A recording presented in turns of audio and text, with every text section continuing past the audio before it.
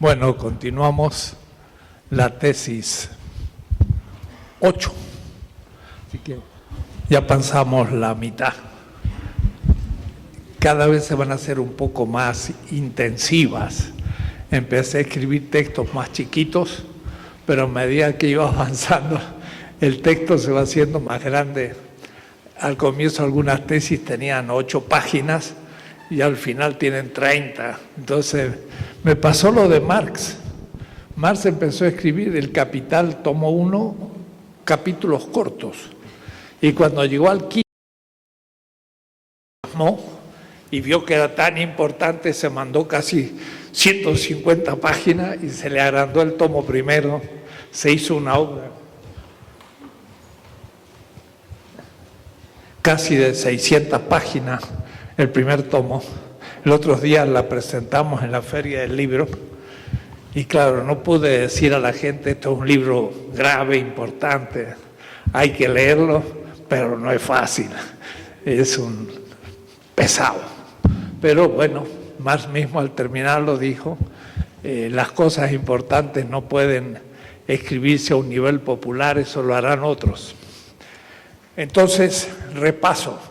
La primera parte fueron tesis sobre los sistemas, no el mundo ni el campo económico, sino sobre los sistemas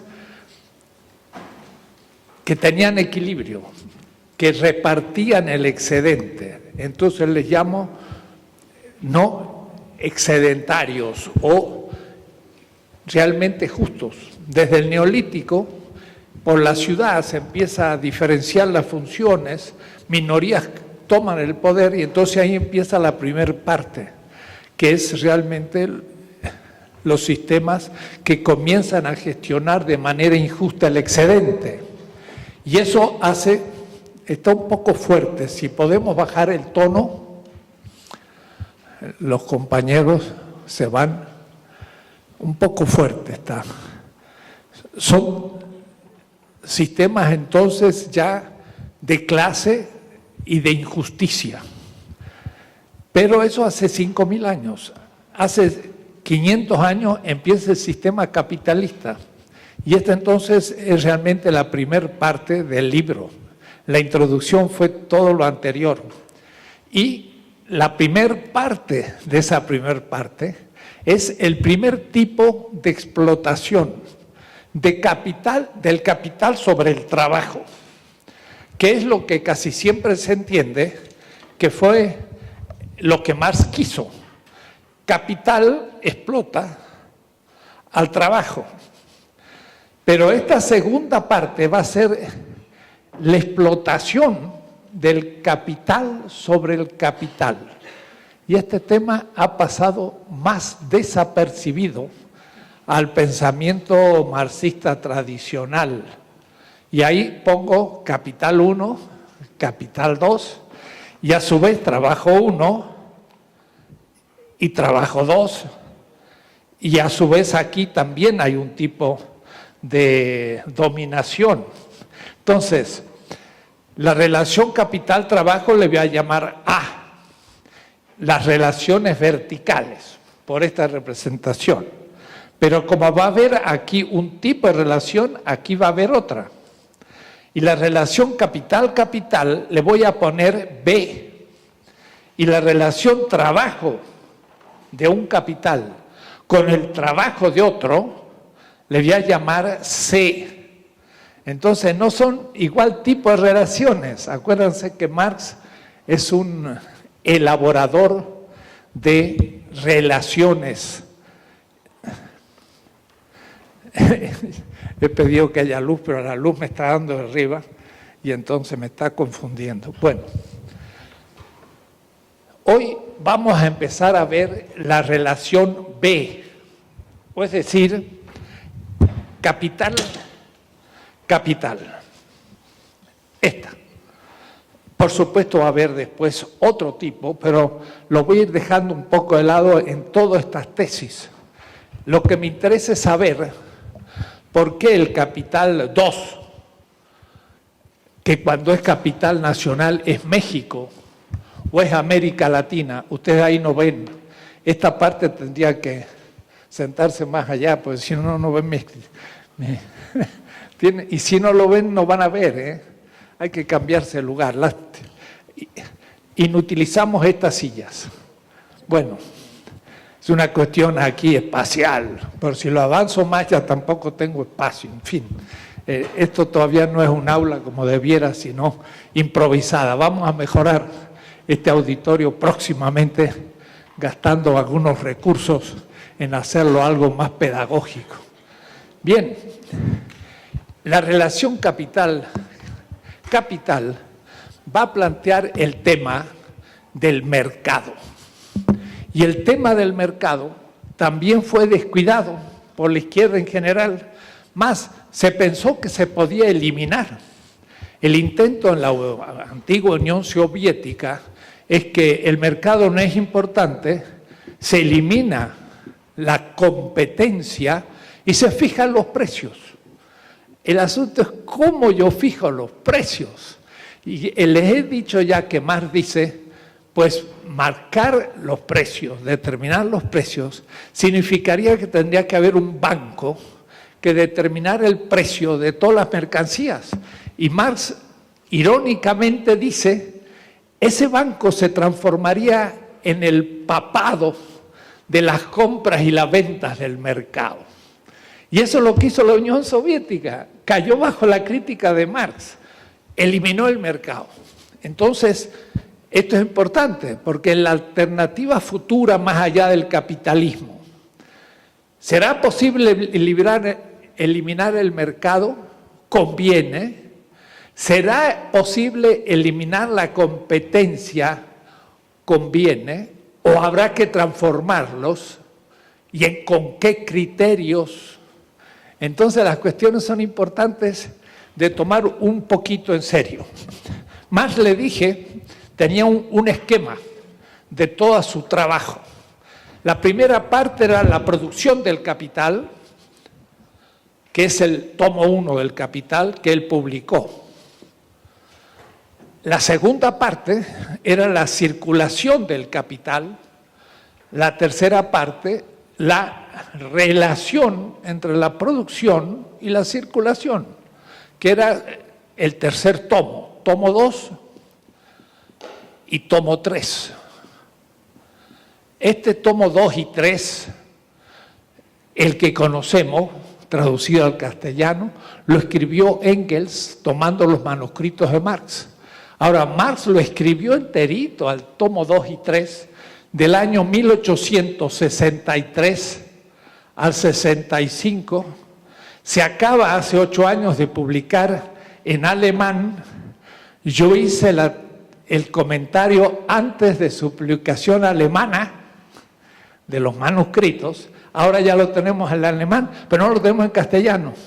Yo estuve en el Fondo de Cultura a ver si hacemos un comité universitario para traducir esos 2 tomos muy interesantes de Marx mismo, no los que publicó Engels, que son otros, que va a ser bueno después comparar para ver la diferencia entre Marx y Engels, que es un tema muy interesante. Marx no es Engels y Engels corrigió Marx y ahora podemos empezar a encontrarle la lógica de las correcciones de Engels y ver las diferencias con Marx mismo. Son cuestiones novedosas que nadie ha podido estudiar hasta ahora, ni Lukács, ni Gramsci, ni nadie. Son ustedes los jóvenes los que lo podrán hacer en el futuro. Esto era una primer parte. Después ese era del capital en general. Pero después venían 4 partes. La primera era el capital en general. La segunda era nada menos que un tratado de la competencia, que Marx no escribió como tratado, pero tiene muchísimas referencias. Eso es lo que voy a hacer en la tesis 8. Voy a hablar de la competencia en Marx, tomando textos de él de todas partes, pero no va a ser la 8. Va a ser la tesis 8, 9, 10, 11.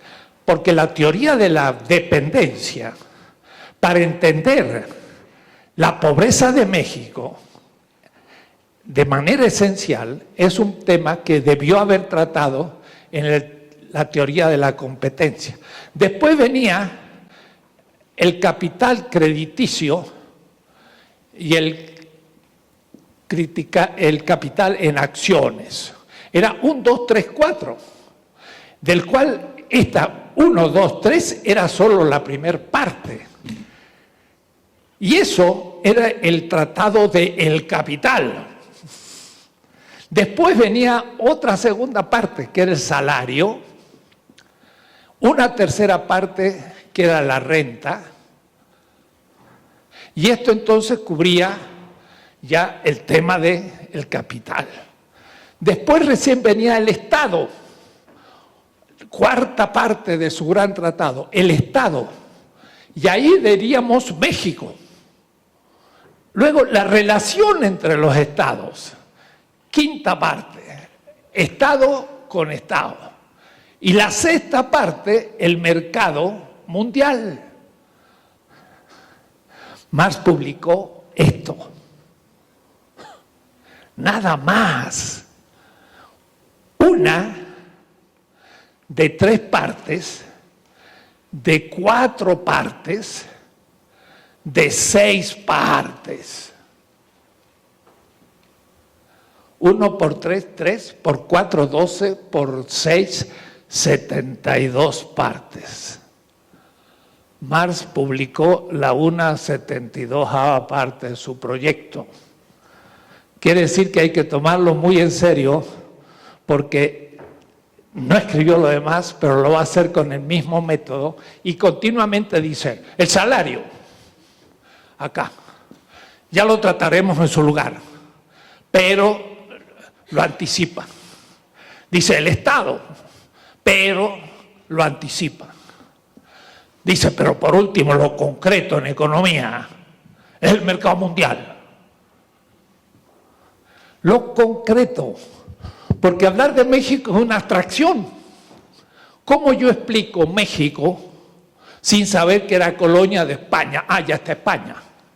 Era parte de un imperio. Ah, el imperio era lo concreto. Si yo tomo México es una parte. Es como si yo digo, tomar una butaca es una abstracción, porque lo concreto son todas las butacas del aula. Y el aula es una abstracción, porque es una habitación de la universidad. Y la universidad es una abstracción, porque es una parte de la colonia del Valle. Y la colonia del Valle es una abstracción, porque es una parte de la Ciudad de México. Y la Ciudad de México es una abstracción porque es parte de México. Y México es una abstracción porque es el mundo. Ese mundo es lo concreto. Atención, es lo concreto, no el abstracto. Entonces, lo último concreto es el mercado mundial, desde donde se podría recién plantear cualquier problema concreto. El lápiz que compro en la esquina. Porque el lápiz de la esquina, como va a decir Milton Friedman, pero por otros argumentos, tiene madera que viene quizás de Indochina. Y ya en el lápiz está el mercado mundial. Y es una abstracción pensar que el lápiz es un todo. No, es una parte de muchos todos. Yo voy a leer Marx para entender por qué México es pobre.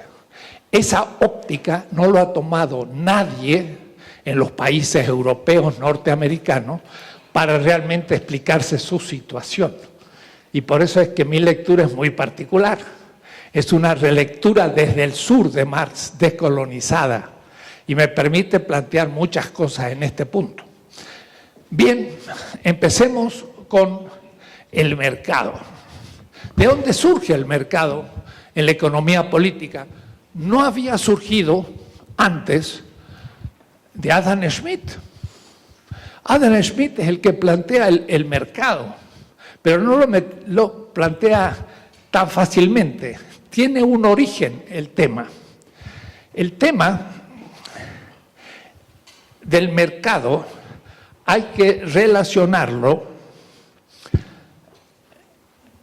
a todos los tipos de mercados anteriores. Nosotros usamos la palabra tianguis, azteca, Quiere decir que los aztecas tenían un mercado. Pero una cosa es el mercado en el mundo azteca y otra el mercado en el mundo capitalista.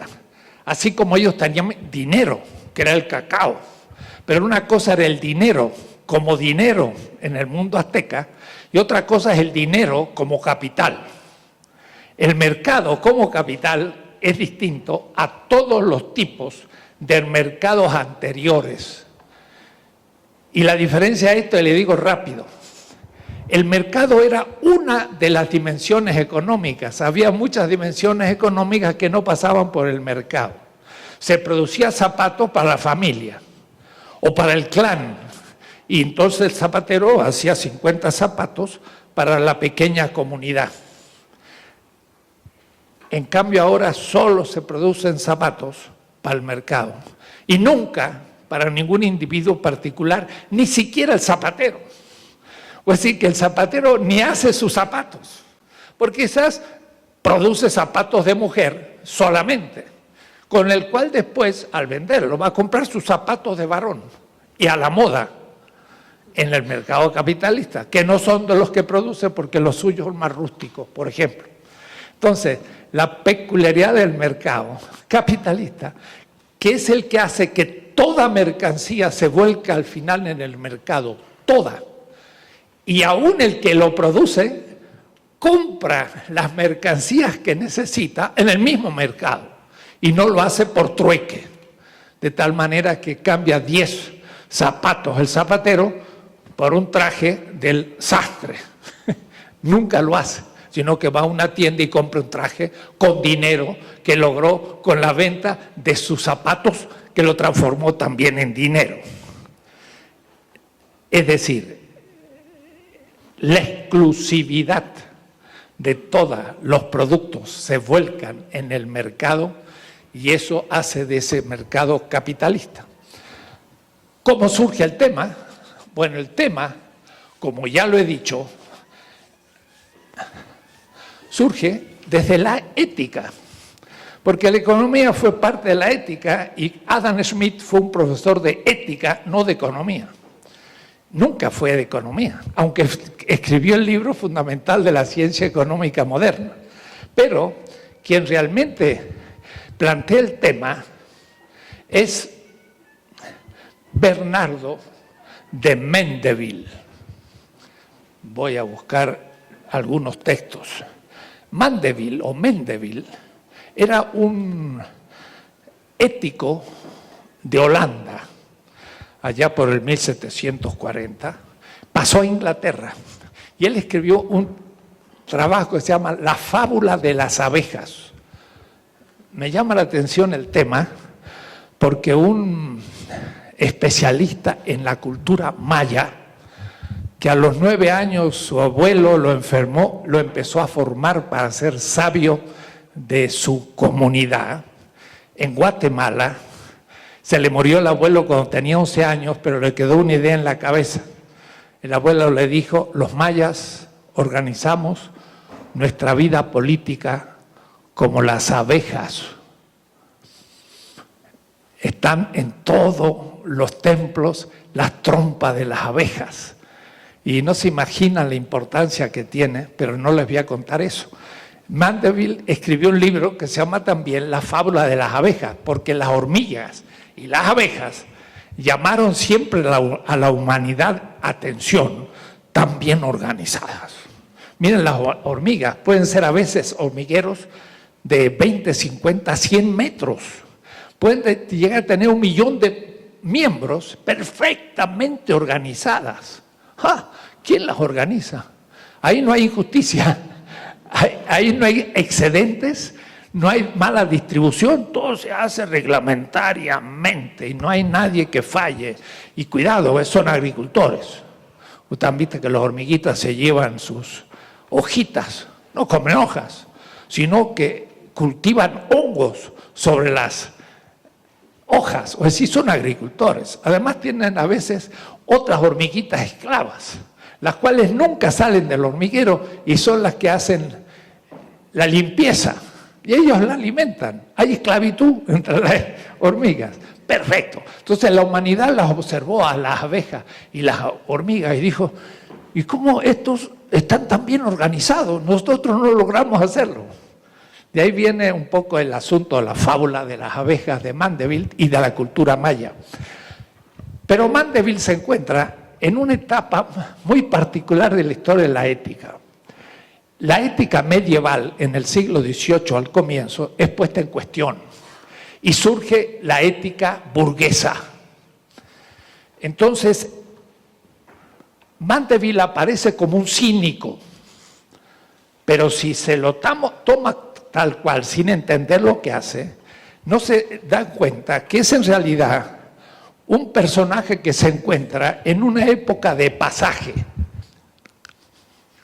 O es decir, de la ética feudal, si me permiten, en Europa cristiana medieval, porque si fuera chino sería taoísta, budista del imperio, y si fuera musulmán sería también del Corán, de la cultura mercantil árabe. Es decir, hablar de cristianos en Europa es hablar de un elemento cultural, no propiamente religioso, en mi caso. Había una ética feudal y empezaba a existir una ética burguesa. Él veía que el concepto de virtud y de vicio en el mundo feudal no era lo mismo que el concepto de vicio y virtud en el mundo burgués. Y de ahí va a partir también Nietzsche. Nietzsche va a decir, ¿qué son las virtudes? Sino los antiguos vicios mistificados. Lo que en la Edad Media era la avaricia, ahora se llama ahorro. Y es una virtud. Cuando yo iba al colegio chiquitito, 6, 7 años, vendían estampillas y uno las compraba para hacer una contribución al Estado y ponía en su cuadernito de sus estampillitas, que no valían nada. Lo que pasa es que yo compraba con los 10 centavitos la estampilla en vez de comprarme un dulce.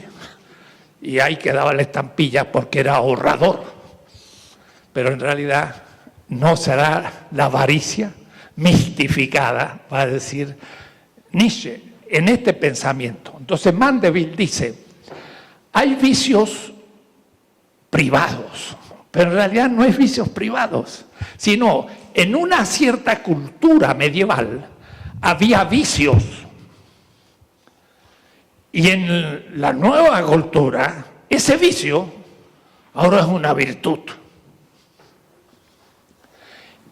El vicio se transforma en virtud. ¿Cómo se produce eso? Entonces él muestra la aporía y la deja planteada, diciendo, las virtudes se han venido abajo y lo que se considera vicio no es verdad, es virtud. Y la gente decía, pero echa abajo toda la moral y queda una contradicción horrible. Y miren en qué punto. Por ejemplo, en la ética cristiana feudal decía, lo que hace tu mano derecha, que no lo conozca la izquierda. Tú das una limosna, Dios lo ve, pero nadie más.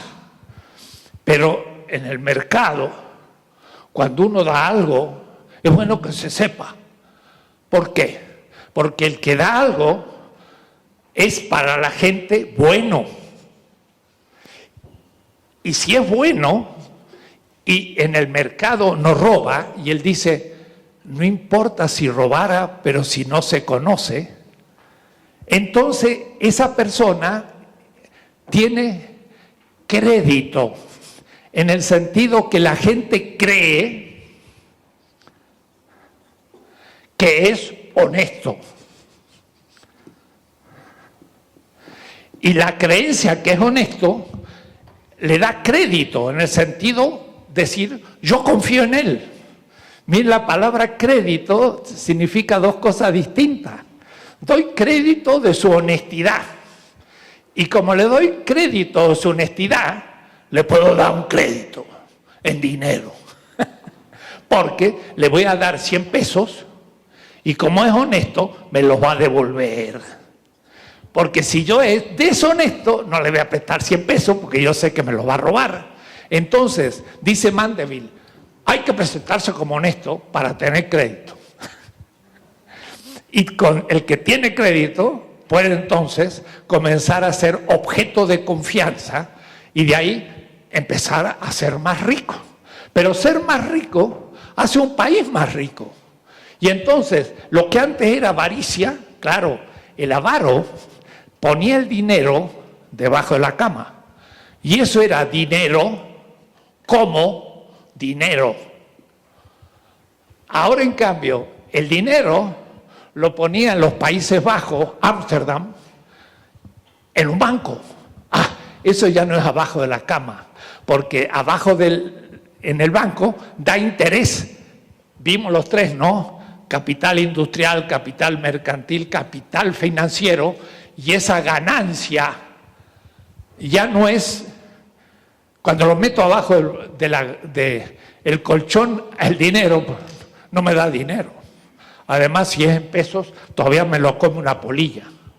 Por eso Marx dice, el dinero en el capital ya no se lo come la polilla, y cita un texto bíblico diciendo ahora se ha transformado en un Dios, ya no se lo come la polilla, porque en la época del fundador del cristianismo, ¿cómo hacía para guardar riqueza?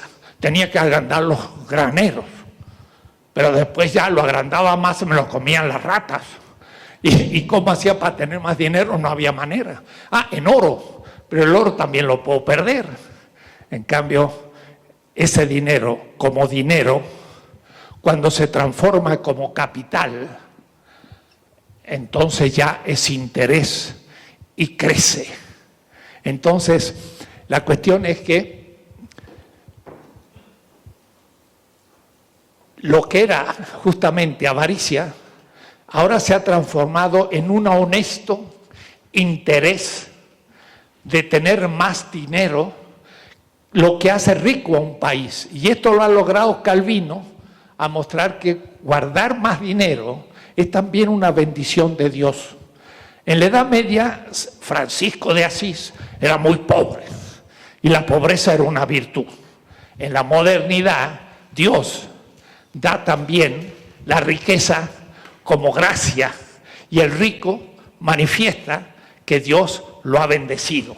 Entonces, lo que era un vicio, la riqueza en la Edad Media, ahora se transforma en una virtud.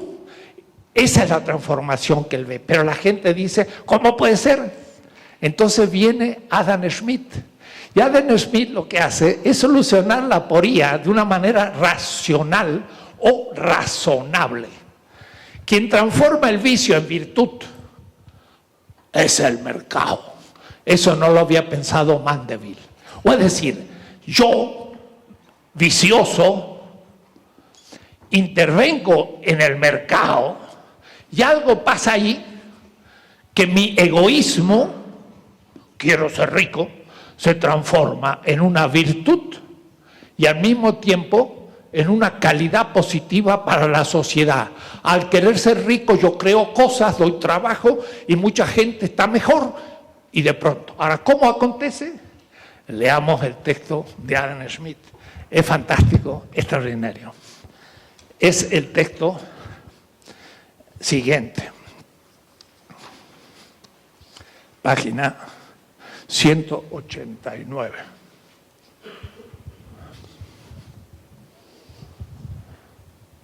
Lo tenía marcadito.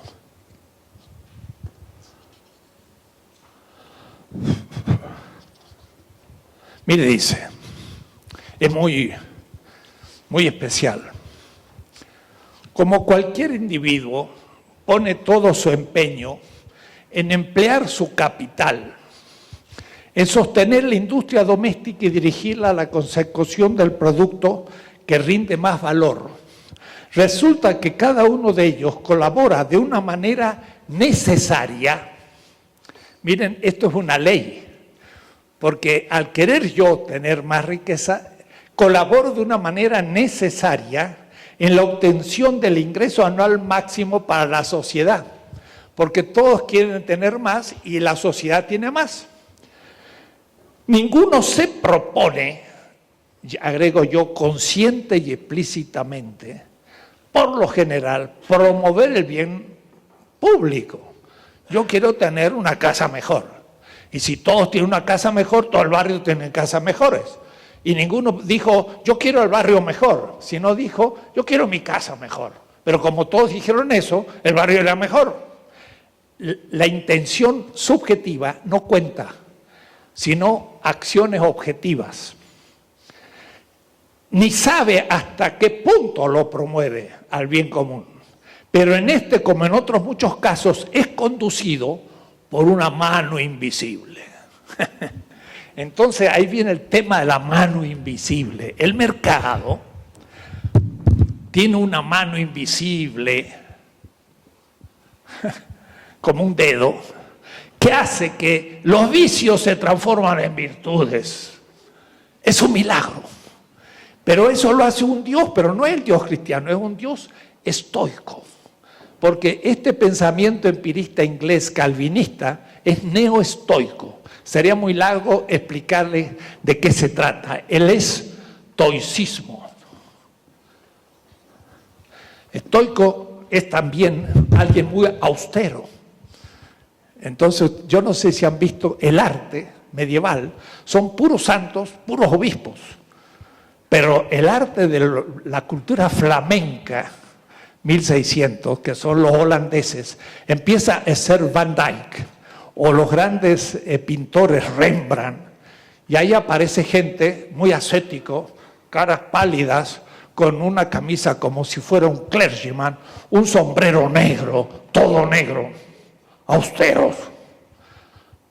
Ni toman, ni tienen vicios, ni nada. Son como monjes del capital. No gastan nada, sino que todas las ganancias las vuelven a invertir y crece la ganancia. Es el ascetismo del burgués. Y de pronto aparecen entonces rostros, ya no de reyes y de santos, sino de burgueses, los pintores flamencos del siglo XVI, XVII. Es una ética. Ellos no habían formulado lo que es la reproducción del capital. Pero si yo me como la ganancia porque soy hijo del millonario y soy un playboy, entonces pues el capital no crece. Hay que ser una zeta que no gasta ni un 5, un pobre infeliz, pero ahorra y se hace riquísimo. Entonces, la mano es la que permite, pero en este caso, con muchos otros, es conducido por una mano invisible a promover un fin que no estaba en las intenciones de la gente. No pensó producir un bien de la sociedad, sino quiso él tener más bienes, pero de pronto todos quieren tener más bienes y toda la sociedad es más. No hay conciencia. Es lo que va a llamar Adam Smith unintentional, sin intención, ¿no? Y esto va a ser las leyes de la economía que se cumplen a la espalda del sujeto sin conciencia. Sin intentional. Significa sin conciencia del sujeto que lo cumple. Cumple las leyes sin saberlo, pero las cumple. Y esas leyes son las que ellos van a empezar a determinar. Y son las leyes del mercado. Y van a fetichizar ese mercado y lo van a hacer el centro de la economía. Pero ahora el mercado, que es la circulación, va a ser el centro. ¿Se acuerdan que en el esquema que yo hice así? Y dije, aquí está la producción, aquí está el trabajo, está la fábrica, está el lugar donde el obrero produce la mesa. Pero la mesa pasa al mercado y ya estamos en el mercado. El capitalista va a dejar la producción fuera y va a solo tener circulación. El ser humano como obrero desaparece y aparece solo como salario lo que gasto en pagarles y aparece solo en el mercado. Y el mercado se va a hacer el punto de llegada y el punto de partida de la ciencia fetichizada, porque va a ocultar todo lo que está detrás. Van a ver ustedes cómo funciona. Mas no implica mal alguno para la sociedad. Esta es la ética. Ese egoísmo que se hace bien común no implica mal para la sociedad que al fin no entre a formar parte de los propósitos del actor. Hace un bien sin saberlo y eso no está mal. Pues al seguir su propio interés, self-interest, egoísmo, promueve el de la sociedad de una manera más efectiva que si entrara en sus designios. O es decir, si un señor feudal o un cura de la Edad Media quiere hacer el bien, da una limosna. Pero este otro, que es un egoísta, hace una fábrica para hacerse rico. Y en vez de dar un bien a un limosnero, da un bien a 50 obreros porque le da trabajo. Entonces, este se propuso el bien, pero hizo poca cosa. Este no se propuso el bien y hizo mucho más bien. Esta es la idea de Adam Smith. ¿Y dónde lo hace? En el mercado. Entonces, introduce la institución, porque el mercado no es natural. Es una institución histórica. Como solución a la aporía de cómo los vicios dan virtudes, y introdujo esto como el centro de la ciencia económica hasta hoy, la que se enseña en las facultades de economía, pero esta propuesta también tiene sus vueltas, porque le agrega otros elementos. Y los elementos va a ser que ese mercado, por la mano de Dios, o si ustedes quieren, por la lógica interna, armoniza los resultados. O es decir, en el fondo, es justo. Y yo no debo meter la mano, ya no la de Dios, sino la mía, si soy gobierno, porque es tan complejo, casi infinito el mercado, tanta gente que está y pelea y propone todo, que si meto mi dedo, distorsiono. Y entonces, ¿qué es lo que hay que hacer? No intervenir, dejar que la mano de Dios continúe ordenadamente llevando a cabo el mercado. Y ahí surge entonces la teoría liberal, política, laissez-faire. Laissez-faire, en francés, deja hacer. ¿De dónde viene? Del vous veille. ¿De quién? De los chinos. Lo tomaron de la teoría de la filosofía budista. El gran emperador es la perfección política cuando ve que las cosas funcionan bien y en su favor, y entonces no hace nada. Esa es la acción perfecta. Ahora, si las cosas anduvieran mal, tengo que empezar a intervenir y ahí empiezan las cosas a ser más complicadas y puedo cometer muchas injusticias en el pensamiento budista. Entonces, el emperador va a actuar en la última instancia y su autoridad va a ser de pocas intervenciones. Y la mejor de todas es que no intervinió. Y el vous voyez se transforma en francés laissez-faire. Entonces, la política se independiza de la economía y está corta la relación. Más lo que va a mostrar que la economía determina la política, pero también va a mostrar que la política determina la economía, y eso el marxismo estándar lo olvidó y cayó en un economicismo. Creyó que la economía determinaba todo. Y el liberalismo cae en un politicismo. Cree que la política no necesita meter el dedo en la economía para regularla. Y entonces lleva a desastres que leemos hoy en el diario. 10 mexicanos tienen más riqueza que la mitad de la población. 60 millones de personas. ¿Qué tal? Quiere decir que ese mercado ha permitido que 10 personas tengan más riqueza que 50 o 60 millones. Eso es la armonía que cree el mercado. ¿Qué hay que hacer? Regular el mercado. Planificación perfecta, imposible. Planificación pública, cuasi imposible. ¿Qué tipo de planificación va a tener que haber? Ya veremos. La planificación soviética era imposible porque no tenían medios. ¿Cómo calculaban 20, 50, 80, 5.000 variables para los próximos 5 años? Los planes quinquenales, y apenas las variables lo tenían que contar con los dedos, no había máquina. Entonces eran planos muy abstractos que no servían. Entonces, ni planificación perfecta. ¿Y quién planifica? ¿El Estado? ¿O planifica la participación política de la base? 1000 cosas, ya lo vamos a ver. Pero entonces, Adam Smith va a decir, al mercado no se toca, porque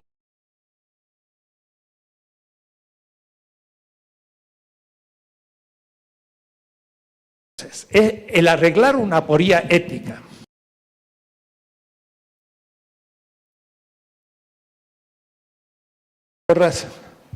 Todo. Y ese mecanismo es la competencia.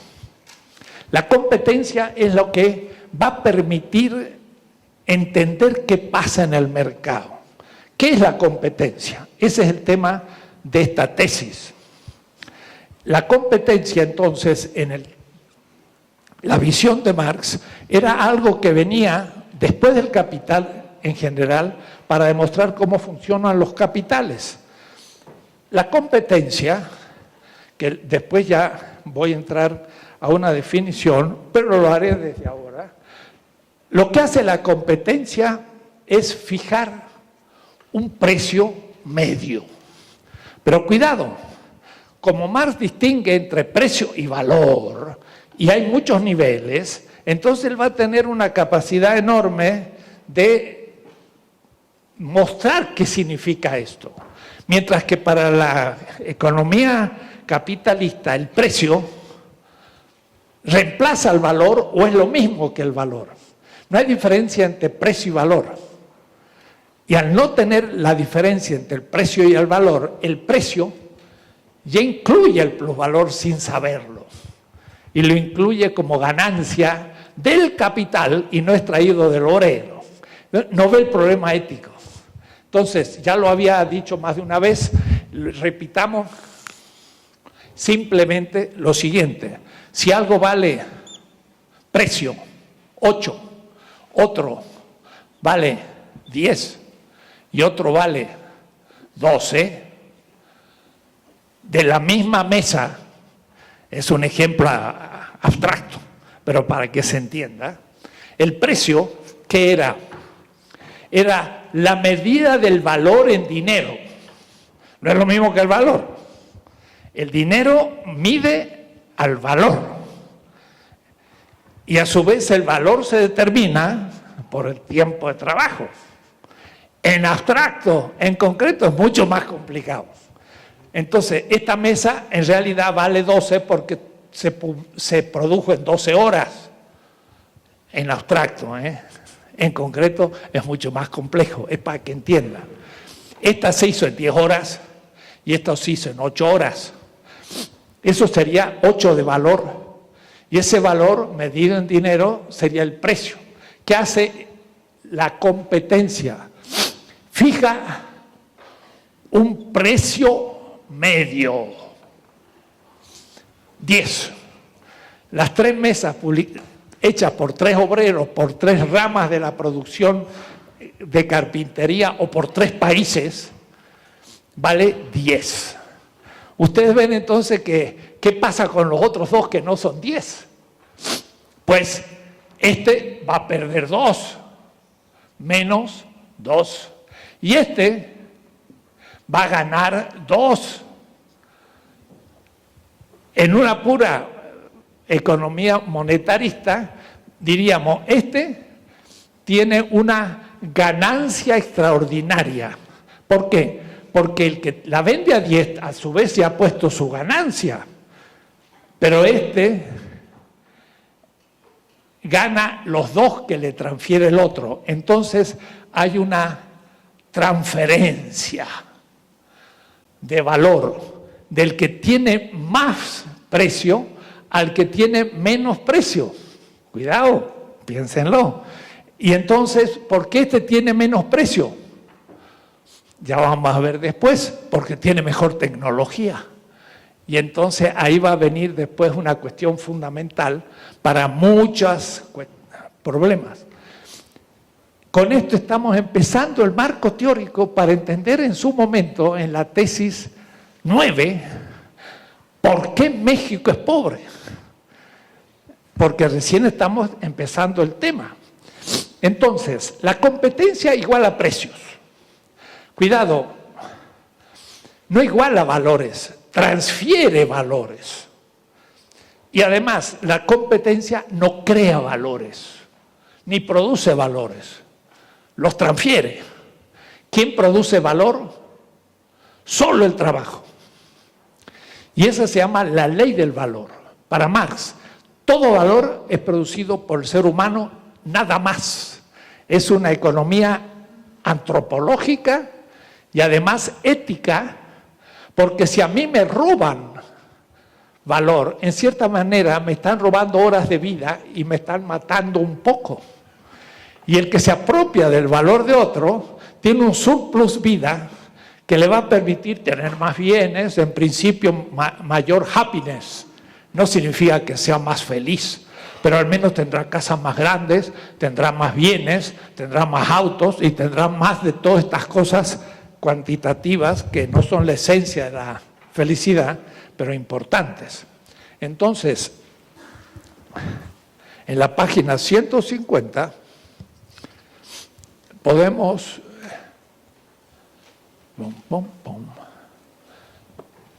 ver el tema. El tema va a ser cómo transfiere un país más pobre, México, a un país más rico, Estados Unidos, USA, voy a poner. ¿Cómo transfiere valor? Ese es el tema. En 1975 hubo un gran encuentro en Quito, Congreso Latinoamericano de Sociología. Un gran economista que era de la Facultad de Ciencia Económica de origen ecuatoriano, Agustín Cueva, le puse Cuevas, y el libro va a salir ahora el viernes, y ya es un error de imprenta, me equivoqué, era sin ese, es Agustín Cueva, es nuestro gran artista, escultor, pintor, es Cuevas, pero Agustín Cueva no tenía ese. Mira el texto de Agustín Cueva. Nuestra tesis es que no hay ningún espacio teórico en el que pueda sentarse una teoría de la dependencia marxista. Además, la teoría de la dependencia presenta otro problema que consiste en el tratamiento no dialéctico de las relaciones entre lo externo del país y lo interno, el predominio omnímodo de la categoría dependencia sobre explotación, la nación sobre la clase. Y en el 75 se dijo, la teoría de la dependencia es una teoría burguesa y nadie más la trató. Yo no estaba de acuerdo y ahora lo pruebo. Agustín Cueva fue un gran economista, ya murió, es injusto criticarlo en su ausencia, pero es muy importante, porque el marxismo lo dejó de lado. Miren lo que dice Marx entre cientos de textos, pero como yo conozco bastante, traigo uno bien fuerte. Miren lo que dice Marx. Del hecho de que la ganancia puede estar debajo del plusvalor, eso no lo puede decir ningún economista burgués, ni neoliberal, ni Adam Smith, porque para ellos la ganancia es lo que está más allá del costo de producción. La mesa me costó 6, en madera y serrucho y salario, y tuve de ganancia 2, es 8. Pero una cosa, la ganancia no es lo mismo que el plusvalor. El plusvalor no es la ganancia, porque en este caso la ganancia va a ser 8 más 2 de ganancia extraordinaria, o es decir, este va a ganar realmente 4. Pero a su vez, Marx va a decir, ¿de dónde sale esa ganancia por sobre el costo de producción? Esto va a salir justamente del trabajo. Entonces, para Marx no es lo mismo ganancia que plusvalor, aunque aparezcan. Vamos a verlo de a poco, esa diferencia, porque va a ser fundamental. Del hecho de que la ganancia puede estar por debajo del plusvalor. Yo puedo tener de plusvalor 3. Claro que mi ejemplo no funciona. Tendría que pensarlo más abstractamente. Es así. Siempre cuando invito a algún ejemplo no es tan fácil, aunque sea abstracto hay que pensarlo. El primer caso de Estados Unidos, yo digo, tiene 8 de precio. Incluye también una ganancia ya de por sí. Si lo vendiera tendría que tener una ganancia. Lo que pasa es que esa ganancia no siempre es la misma que el plusvalor. En el primer caso tendría 2 de ganancia y 2 de plusvalor, pero si yo transfiriera una, ahora tendría 1 de plusvalor y sin embargo he transferido uno para otro y yo tendría ahora una ganancia de 1. Pero no me sale, no me sale el ejemplo. Después lo hago, más despacito. No me está saliendo aún el caso utópico. Lo hago despacio. Del hecho de que la ganancia puede estar debajo del plusvalor. Eso significa, yo puedo hacer 3 de plusvalor en México, pero luego, por la competencia, transfiero 2. En realidad, esto se ve más caro no en el 8 de Estados Unidos, sino en el mexicano. Un mexicano podría decir, gano 3 de plusvalor. Y 3 he gastado 9 como costo de producción. Es lo que yo invertí. Tenía 3 de plusvalor, pero pasé 2. Me quedé con 1. 1 todavía de ganancia, pero eran 3 de plusvalor. Ese ejemplo funciona mejor. ¿Se ve ahora? Con el otro, el del capital, no andaba. A la inversa anda mejor. Si tiene 12 de precio, pero yo voy a transferir 2, pero yo tuve 3 de plusvalor. Y iba a tener 3 de ganancia, pero como transferí 2, me quedé solo con 1 de ganancia. 1 de ganancia es menos que 3 de plusvalor. Ahora se vio. Eso no lo puede hacer un monetarista, pues no tiene valor. Entonces simplemente pierde ganancia y lo pasa. Pero, ¿y qué negocio hizo? Hizo todavía un negocio porque logró tener 1 de ganancia, aunque dio 2. Ahora se entiende. Escuchemos el texto de Marx.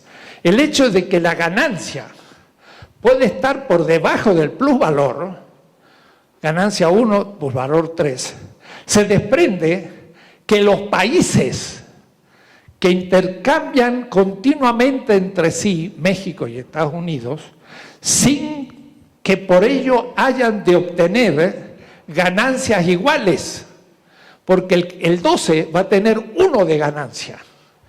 Y si pongamos que tuviera igual que el otro, 3 de plusvalor,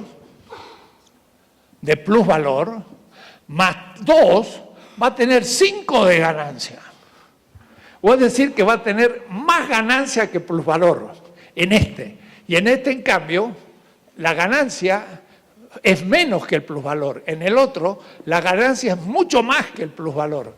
Esto lo puede hacer Marx, pero como los otros no tienen valor y solamente precio, uno le pasa al otro la ganancia y todavía le queda un poco de ganancia, pero no sabe por qué. Solo que en este caso, ella no ocurre de la misma manera que entre el capitalista y el obrero. El que un capital transfiera plusvalor a otro, capital 1, mejor, 2, transfiera plusvalor al capital 1, pero esto no es lo mismo que la explotación del capital sobre el trabajo, como lo mostré al principio. Capital-trabajo es clase, país es nación. Dice Agustín Cueva, hablan de nación que explota una nación, pero no hablan de la clase que explota otra clase. Esto es burgués, esto es marxista. La clase contra la nación. Lo que pasa es que no sabe que Marx dice, una clase explota a otra clase y una nación también puede explotar a otra nación. Y eso se pensó que era un tema burgués. Claro que la burguesía nacional mexicana, cuando se da cuenta con Cárdenas que está siendo explotada por la burguesía norteamericana, va a llamar a la burguesía norteamericana imperialista. Y Cárdenas va a nacionalizar el petróleo y la energía para que el capitalismo nacional se independice del norteamericano y pueda levantar a la clase obrera y pagarle más salario, y es un nacionalismo. Y eso es un proyecto burgués. Pero sin embargo, Marx diría, es un proceso que si se radicalizara, iría a la independencia, pero no puede ser nacional, porque se necesita también internacional, ya lo veremos. Pero mire cómo dice Agustín Cueva. Además dice, el gran debate contra la teoría de la dependencia decía, México depende de España porque envía los metales preciosos, pero eso impide ver cuál es la organización interna de México. Lo que interesa es ver la organización interna del país y no las relaciones externas. Leo a Cueva. Además, la teoría de dependencia presenta otro problema, que consiste en el tratamiento no dialéctico de las relaciones de lo externo y lo interno.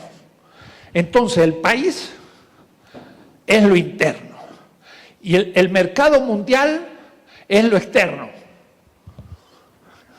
Ya les voy a leer un texto donde Marx dice, lo interno sitúa al mercado mundial como externo, siendo que en realidad lo externo es el horizonte concreto del cual el país es el momento interno. Porque la explicación de lo que es México no se puede explicar dentro de las fronteras nacionales. Por ejemplo, producíamos nosotros plata en el siglo XVI en Zacatecas y las minas. ¿Porque nos gustaba la plata?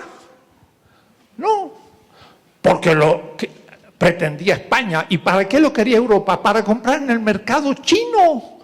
Porque los chinos estaban mucho más desarrollados y los europeos estaban completamente subdesarrollados y solo podían comprar en el mercado chino con plata. La primera moneda mundial se hacía en la calle de la Moneda de México y en Lima. La primera moneda mundial, no hubo nunca moneda mundial. La primera que se hizo, la hizo México y Perú. Porque todos los sistemas del mundo aceptaban la plata como dinero mundial. Y los europeos no tenían nada que vender a los chinos hasta la guerra del opio en el siglo XIX. Le hicieron una guerra a los chinos para que compraran el opio de Afganistán, que no querían comprarlo porque lo necesitaban. Y los ingleses le hicieron una guerra para que lo compraran. ¿Por qué? Porque los ingleses no podían venderle nada a la China porque estaba más desarrollada que Inglaterra. Entonces, lo único que aceptaban era la plata. México producía la plata. Claro, toda la economía mexicana estaba en torno a la plata. Los caminos, el alimento que iba a las minas, todo. La economía interna se explicaba por la exportación de la plata. O es decir, que la organización interna estaba determinada por la relación externa porque el mercado mundial es por último lo concreto y lo nacional es abstracto.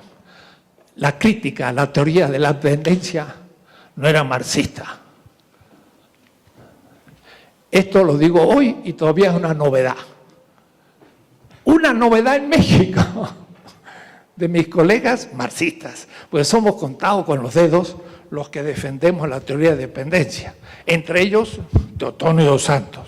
Van a ver cómo la teoría de dependencia es la que puede construir una teoría de la globalización, porque la globalización de nuevo no es homogénea, sino que sus partes son heterogéneas y por eso el capital financiero se globaliza, pero el salario y los cuerpos del obrero, que son parte constitutiva del capital, tienen pasaportes y no pueden pasar las fronteras.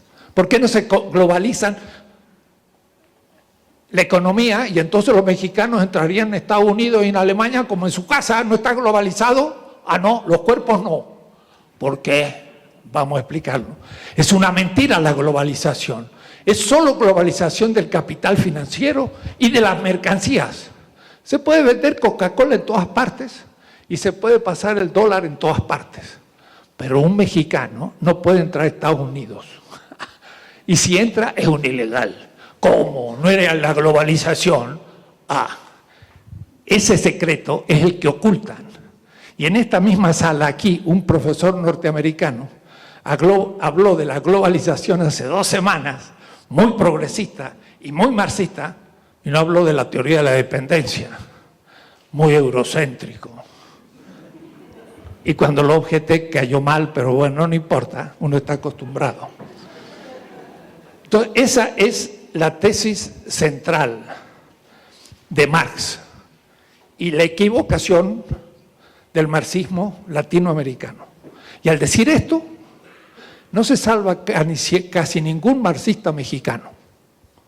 Y los más importantes, y los filósofos más importantes, no dieron importancia a la teoría de la dependencia, de la colonización y ahora de la descolonización. Estoy hablando de cosas muy serias que estamos debatiendo hoy, 2014. Y por eso es que este librito no es para el 2001. Es un debate hoy, en el mundo. Y ya por eso ya lo envié a mis amigos de Italia, Francia, Alemania, Estados Unidos, a ver si aparece en otros idiomas.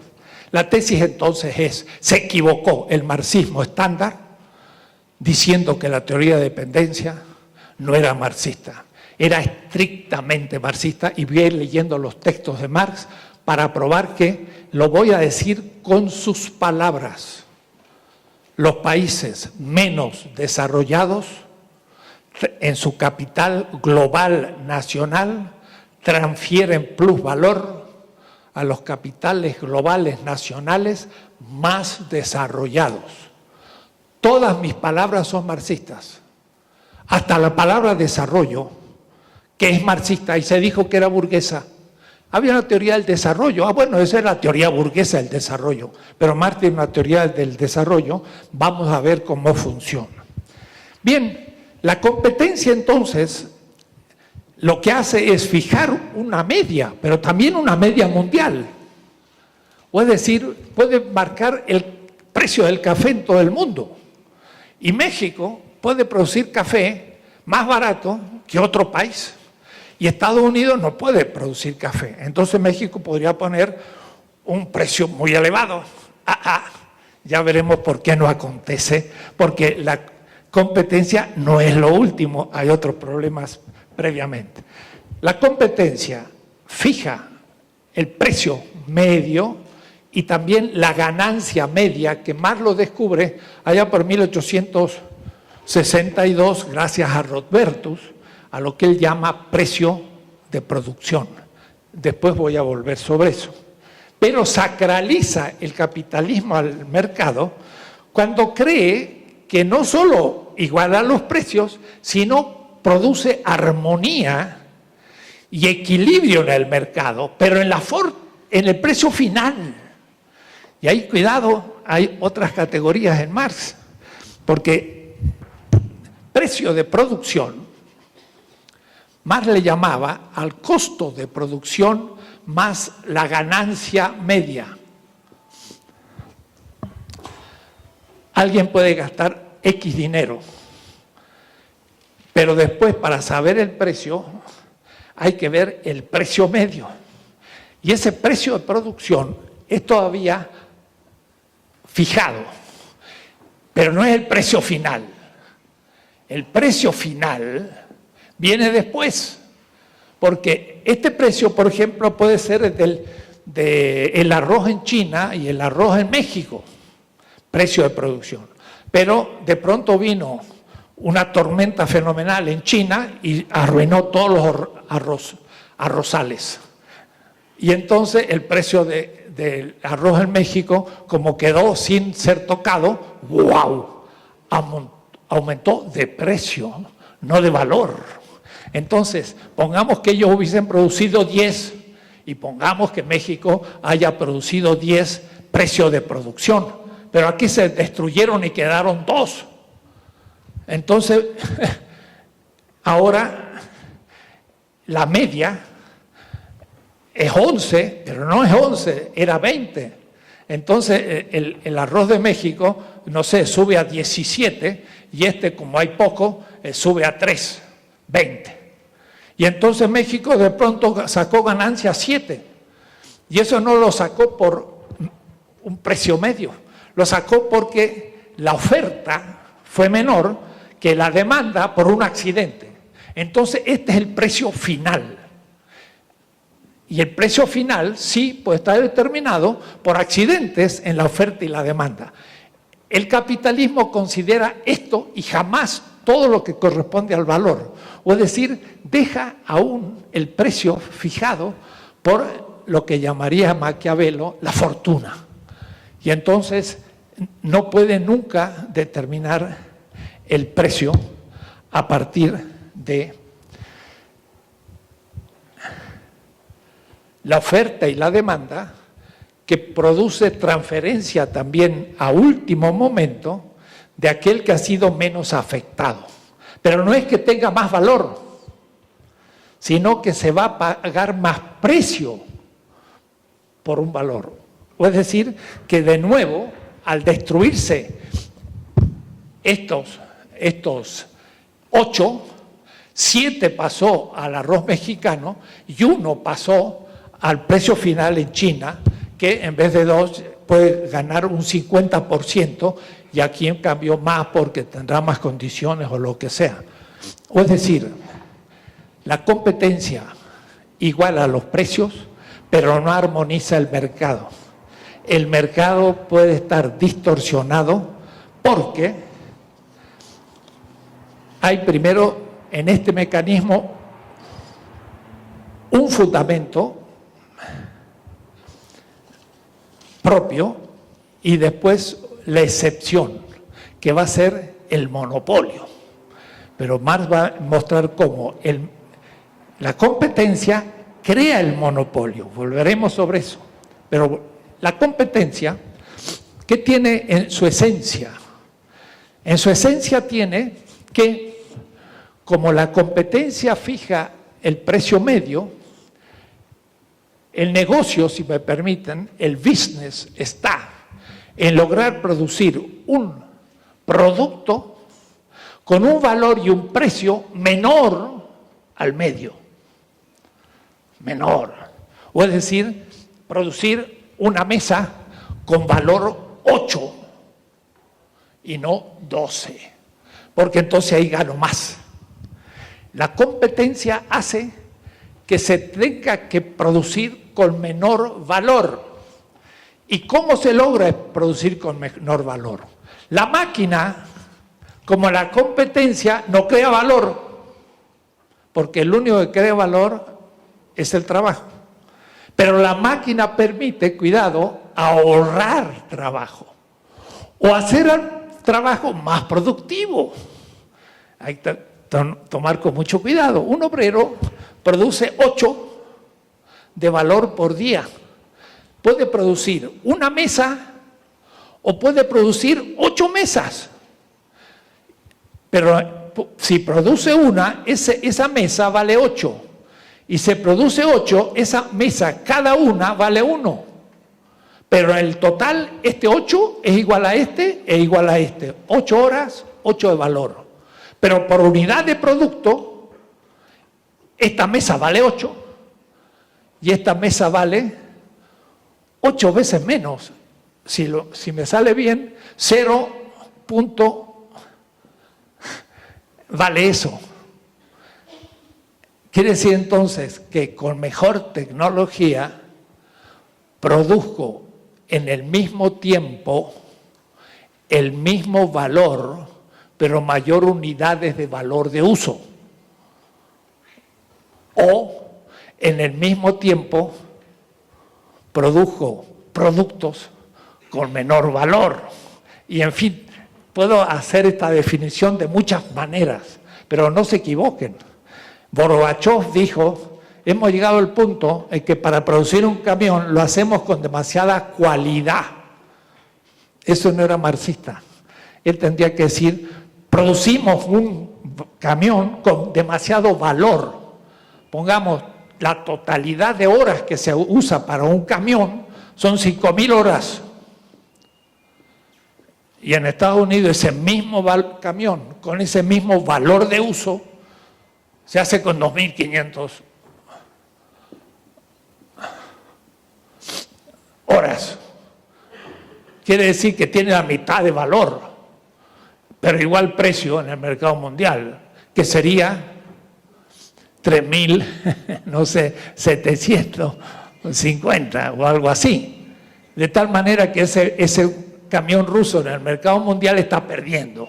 Pero como tiene mucho hierro y tiene mucha mano de obra y tiene mucha gasolina o petróleo, no importa, lo producen, pero están perdiendo. Y el día de mañana ya ¡bum!, se vino abajo el sistema porque producían demasiado caro. El problema de la Unión Soviética fue un problema tecnológico. Miren qué cosa, no tenían competencia en el mercado. ¿Quién introducía la tecnología en el capital? El burócrata, que decía, hay un nuevo descubrimiento, no, pero no me conviene incluirlo en la fábrica, porque no vaya a hacer que me hagan lío. No lo introdujo. Y la fábrica sigue produciendo con la tecnología antigua, total, nadie le dice nada, es un burócrata, como la administración, en la universidad también. Bueno, total, sigue, que haya inventos, que hagamos enseñanza virtual, todo, bueno, ¿para qué? Entonces, bueno, en el mercado capitalista, usted no pone la nueva tecnología, no se preocupe, ¡pah!, se fundió su capital y tiene que cerrar la fábrica. Entonces tengo que mejorar la tecnología. El capitalismo está bajo la espada de Damocles de la revolución tecnológica. La tecnología no fue la que hizo el capitalismo. Fue el capital el criterio de invención tecnológica. Los ingenieros se creen que son muy inteligentes y que ellos hicieron inventos y los economistas lo usaron. ¡Falso! En Inglaterra se decía, ¿quién inventa la fábrica para hilar el algodón? Y la verdad que los chinos lo habían hecho antes. Y algunos se enteraron y lo pasaron como inventos propios y le daban una buena cantidad de libras esterlinas. Era el capitalista que quería mejorar la producción del textil, que en vez de estar ahí con la rueda a la mano y haciendo el hilito, ahora una máquina empezaba a hilar. Pero ¿quién me motivó a inventar? Que saliera más barato. La economía determinó la revolución tecnológica y la tecnología la revolución científica, señor Bunge. No es la ciencia la que produce la tecnología y la tecnología la economía. Es a la inversa. Aquí hay una determinación económica, es el capital. Entonces hay un proceso de producción. El sistema capitalista como un todo subsume al trabajo vivo y lo mete a trabajar en un proceso de producción. Llega el obrero, prende la máquina y empieza a producir textil. Y aquí parte el medio de producción, la materia, los instrumentos, y al fin del proceso de producción es un producto. Para que el producto tenga menos valor hay que meterle tecnología. Eso se llama subsunción real de la tecnología en el proceso de producción. Hay una subsunción formal, que es cuando el proceso de producción es artesanal. Una india que está trabajando con su telar en México de madera y produciendo un tejido que le lleva un mes hacer un vestido. Tiene muchísimo salario, 95% de salario, que a veces era alimento, de muerte, de hambre, pero casi todo el producto era puro salario, porque el algodón era muy poco, el precio. Entonces, reducido el 95% el salario, le mete una maquinita y usa 30% del salario y 70% del algodón, significa que reduje el precio, reduje la proporción. Entonces, la economía le dice al tecnólogo, invénteme una máquina para producir más valor de uso unitario por producto para que tenga menos valor y menor precio. Y luego la ciencia toma esa tecnología y la va haciendo teoría y claro, después se la devuelve en la espiral y la tecnología se renueva y ésta se integra al proceso productivo y entonces la producción es más producto. La esencia de la revolución industrial fue el capital. Pero cuidado, el capital es la esencia del problema ecológico.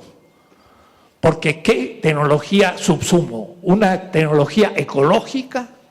¿Un auto eléctrico? 1904, Henry Ford, Detroit. Voy a hacer el auto eléctrico. ¿Cuándo lo va a terminar de hacer? En 1954. ¿Y usted cree que en 50 años no lo han fundido 50 veces la General Motors? Ya en el 1906 desaparecía Ford porque no tenía más dinero. ¿Y qué hizo? Voy a hacer la tecnología con la energía que tengo. Y la energía que se ha descubierto el petróleo, lo voy a quemar. Como si fuera diamante. Quemamos diamante. Y no importa, total, ¿quién paga? La naturaleza, vamos a ver.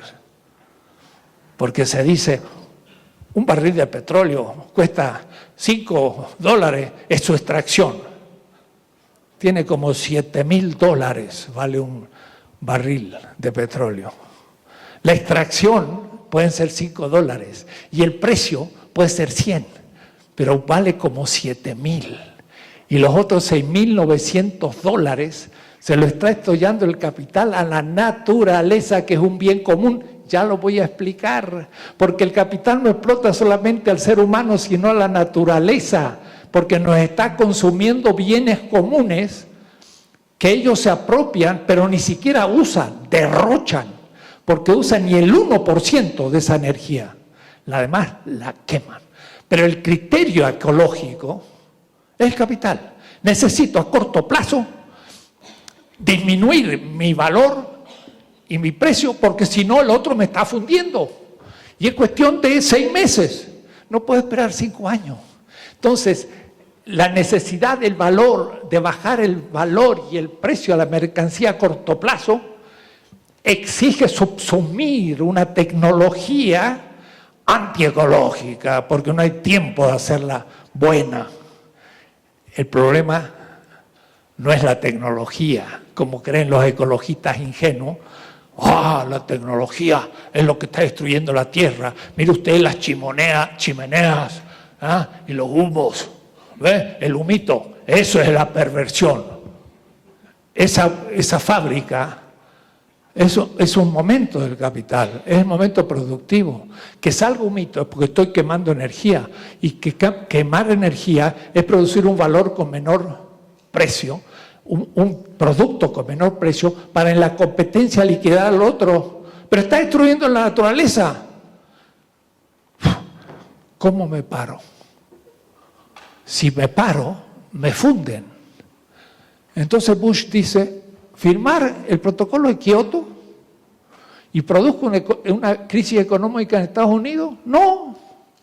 Además, que se muera la próxima generación no es mi problema, ya me habré muerto. Ese es el razonamiento.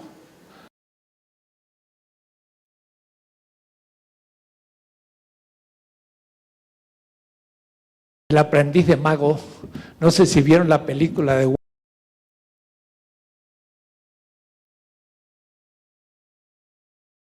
sótano, va con su baldecito y pone agua, pero el agua empieza a subir. Pero él sabe cómo poner agua, pero no sabe cómo parar de poner agua, porque era un aprendiz de mago. Y el mago le dijo cómo se hacía para multiplicar las cosas, pero no le dijo cómo parar de multiplicarlas. Y entonces empezó a multiplicarlas y al fin se murió dentro de toda esa montaña porque no pudo pararlo. El aprendiz de mago es el capitalismo.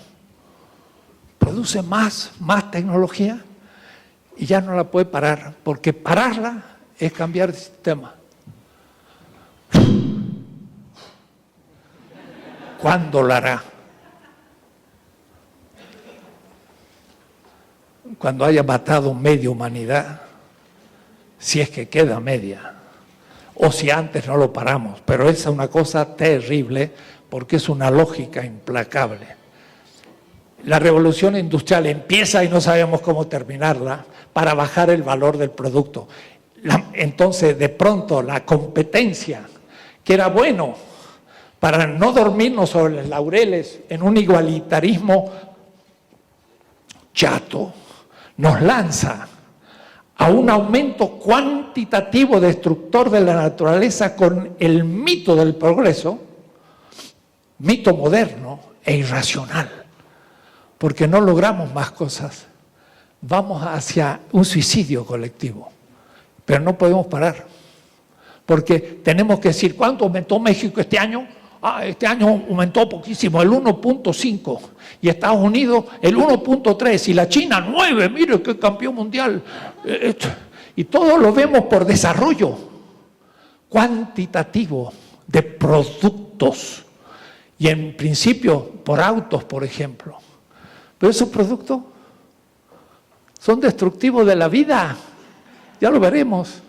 ¿Y cuál es el criterio del capital? El aumento de la tasa de ganancia. Este año gané 6%, qué bueno, pero gané 7%, mejor. Gané 1,5%, qué desastre. Me saco mi capital de allá y lo pongo ahí, que tengo 5%, produce armas, mata gente, pero me da 5%. Si lo pongo en la Coca-Cola me da 3%, tampoco sirve para nada, pero me da menos, lo saco. Y entonces el mito del progreso cuantitativo, no cualitativo, nos arrastra en una espiral de la violencia. Eso es el capital. ¿No era el valor que se valoriza? Y va aumentando como un huracán y nos toma dentro. Marx dice, esto es imposible y además irracional. Imposible porque lleva en su misma movimiento la muerte de la tierra y de la humanidad. ¿Y qué más va a quedar? La luna. La luna, a 400 grados de calor en el día y a miles de grados de frío en la noche, la luna. Y habremos desaparecido hasta las cucarachas. Parece que las cucarachas van a quedar. Es bravo, es terrible, pero es real. Entonces, estamos en cosas apocalípticas y Marx lo vio. La tecnología es es subsumida de nuevo en el proceso productivo y se llama la composición orgánica del capital. La composición orgánica es el más o menos composición tecnológica de un capital. El que produce con 8 tiene más composición orgánica que el que produce con 12, composición orgánica 2. Y produce con 12 porque tiene menos tecnología. Entonces, el que no crea tecnología queda descartado en la lucha y es destruido. Es implacable. Y entonces, miles de gente queda fuera del mercado y se les dice que se arregle como pueda, porque veremos que en esto se es implacable.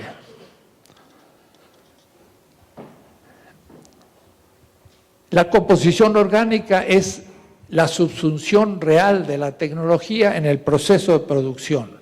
No crea valor la tecnología, no crea. Ahorra trabajo y ahorra fuerza y precisión, más que ahorrar. Pone fuerza y precisión, pero no valor. Baja el precio y destruye al capital con menos composición orgánica o menor tecnología.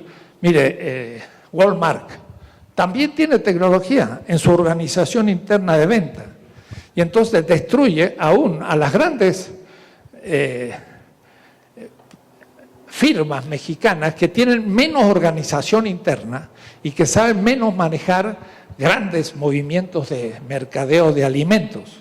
Entonces, tienen más composición orgánica Walmart que grandes firmas mexicanas y por supuesto que el campesino que vive que vende en el tianguis de un pueblito. Y entonces pone un Oxxo en el pueblito y dice, mire qué bueno, creó 3 lugares de trabajo y destruyó 50 trabajos. Y mire qué bueno, puso una sucursal de Coca-Cola, hay 20 y destruyó 500 kioscos donde se vendían buenos jugos de naranjas. Y esos se cerraron porque la gente compra Coca-Cola y no compra más jugo de naranja. Entonces crean puestos de trabajo. Hoy el presidente dice, se van a crear miles de puestos de trabajo con la privatización de Pemex. Sí, miles de trabajo. Y 5 veces más van a quedar sin trabajo de Pemex. O es decir, de cada 500 que se licencien, habrá 100, en el mejor de los casos, que tendrán nuevos trabajos. Dicen que va a haber nuevo trabajo, sí, pero no dicen cuánto van a liquidar en la competencia. Porque ahora un obrero con medios tecnológicos va a producir mucho más por 5 o 10 de los antiguos. Y entonces esos son los problemas que miente la economía porque va a ver la cosa desde el puro mercado, no metiendo las cifras reales y sobre todo los efectos negativos. La ciencia moderna es un avance fantástico, pero también tiene una falacia y un fetichismo. Descubre algo y es científico, pero nunca en el paquete del descubrimiento coloca el efecto negativo. Esto va a producir tal efecto negativo. No lo dice, más ni lo sabe, pero se anima a meter mano y a hacer algo nuevo, pero no sabe su efecto negativo. Las sociedades antiguas iban más lentas y podían ver los efectos negativos y corregirlos.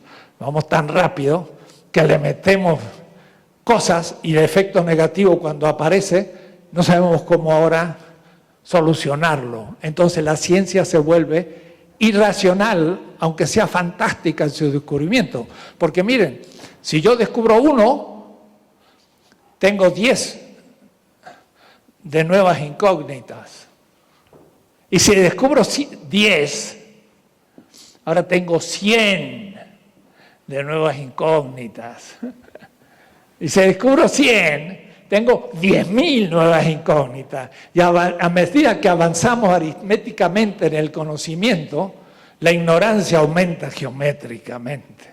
y nos animamos a meter mano en la genética y nos van a salir monstruos que no vamos a saber qué hacer con ellos. Pero si es una buena ganancia y es un buen pues inversión, se hace.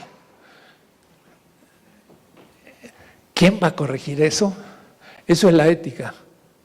Pero no es una ética de principios ni valores ni cosas así. Es una ética de la vida, en la lógica misma de la política y la economía. Ya veremos cuando veamos. Y entonces, miren qué notable. La economía, en la competencia, crea el monopolio. ¿Por qué? Porque cuando por el descubrimiento tecnológico y la subsunción tecnológica produzco la mesa en 8, las otras fábricas cierran porque no venden sus productos y me quedo solo. Y al quedarme solo, tengo el monopolio. Por un tiempo al menos, hasta que otra descubre una tecnología mejor y produzca con 6. Y entonces mi monopolio de 8 ya sin competencia, al tener uno de 6, entra en crisis de nuevo.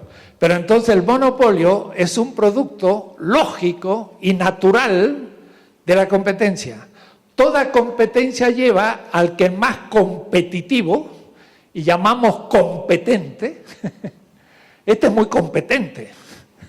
Significa que sabe mucho el tema, es muy competente. O es decir, que puede competir. Y que puede saber más que los otros y mostrar su ignorancia y quedar entonces ahí.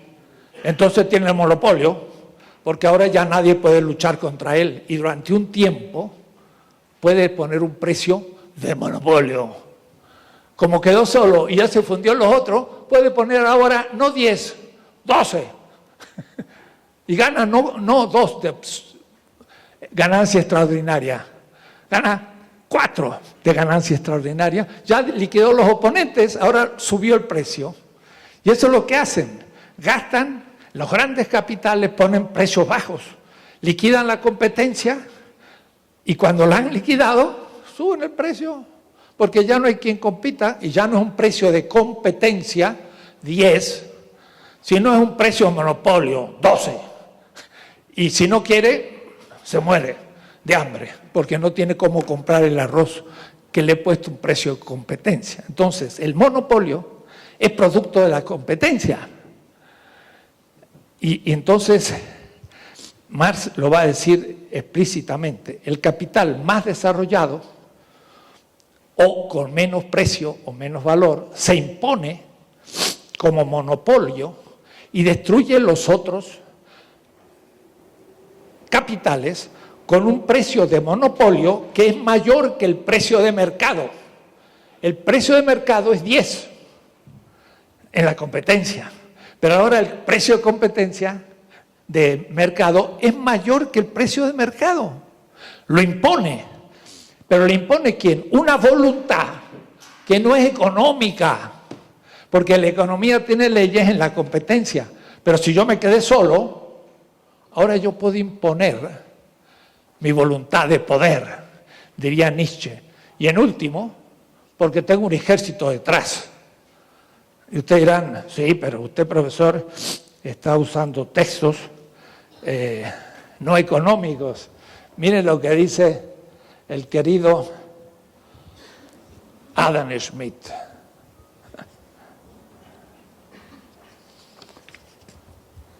Mira lo que dice, el cinismo de este hombre, que se está cumpliendo en México, además. Por lo tanto, hay pobres de los que queremos hacer manifestaciones en las calles. Mira lo que dice Adam Smith. Si un soberano se ve sostenido no solo por la natural aristocracia del país, lo cual ya es oligarquía y aristocracia, sino por un ejército permanente y bien disciplinado, las protestas más anárquicas, infundadas y violentas, voy a decir que todas protestas son anárquicas, infundadas o violentas, no haya protestas justas, no le causan la menor inquietud. Puede tranquilamente despreciarlas y hasta perdonarlas. El economista Adam Smith me salió militarista. Claro, si Milton Friedman se apoya en el Pentágono, que es el último que puede decir, o cumples o te ocupo. No los ocupi, sino el otro ocupo. Ahora le dijeron a Rusia, o no toma Crimea, o lo voy a sancionar. Entonces en la televisión alemana empiezan a discutir los alemanes, lo vamos a sancionar. ¿Cómo vamos a sancionarlo si nos dan el petróleo y el gas? Lo que nos pueden sancionar son ellos a nosotros. y los alemanes dicen, lo vamos a sancionar a los rusos. ¿Cómo? No lo pueden sancionar. Putin lo tiene calladito. Y Obama echó a los embajadores. Bueno, se tomarán unas vacaciones y volverán 2 semanas después. Ya la Rusia actual no depende de ellos. Tiene mucho gas, tiene mucho petróleo. Extractivismo, capitalista, tampoco funciona. Pero digo, no pueden. Si pudieran, entonces no hubiesen ocupado Crimea. Pero lo mismo va a decir Adam Smith. En una sociedad civilizada, solo entre las gentes de rango inferiores del pueblo, esto es Adam Smith, Origen de la riqueza de las naciones. Uno lee a esta gente y se le para los pelos de punta.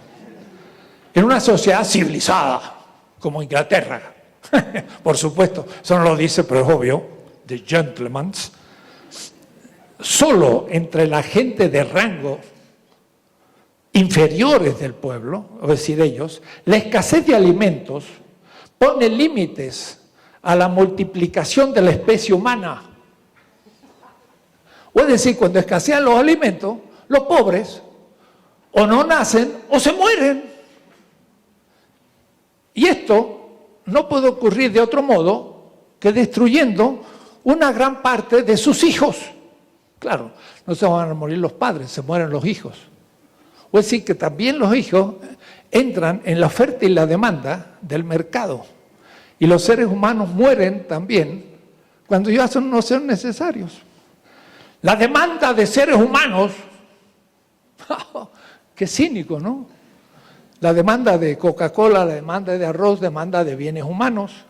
Yo necesito gente para las fábricas, demanda de seres humanos. La demanda de los seres humanos, al igual que ocurre con las demás mercancías, Adam Smith, calvinista, cristiano. Por eso Marx dice, la crítica a la teología es la crítica a la economía. Hay que decir a ese presbiteriano, ¿dónde leyó usted eso en el Evangelio? De que un ser humano es una mercancía. Más bien yo leí lo contrario. El fundador del cristianismo dijo, hay un Dios que es Mamón, el dinero, y es distinto del Dios de Israel.